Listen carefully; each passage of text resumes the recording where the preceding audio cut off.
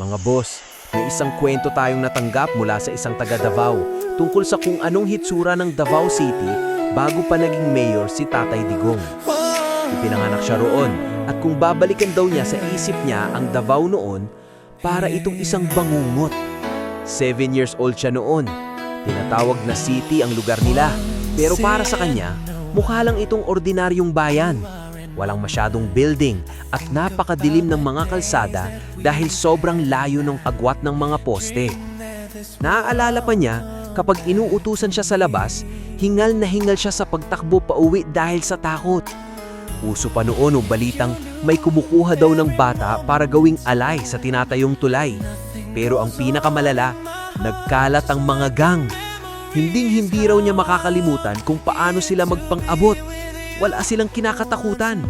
Kahit sa palengke, sa mall o sa kalsada, magrarambulan sila. Walang pake kung may madamay. Mapapatakbo ka talaga at magtatago.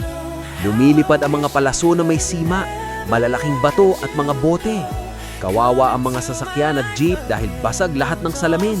Pati nakawan noon, kahit tanghaling tapat, talamak. Pati sa mga public school, hindi ligtas sa mga kabataan. May mga grupo na sa pilitan kang isasali.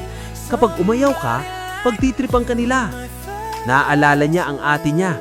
Napilitan daw itong sumama sa fraternity para hindi ibuli.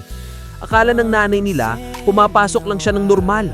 Tapos isang araw, umuwi ang ate niya na hirap maglakad.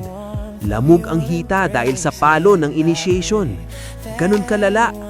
Walang kaligtasan ng mga tao at mataas pa ang kaso ng mga pang-aabuso noon. Kaya nang naupo si Tatay Digong bilang mayor, napakalaki ng nabago. Napakalayo na ng Davao na kinakatakutan nila noon sa Davao na nakikita natin ngayon. Mula sa bangungot, binigyan sila ng ligtas na syudad.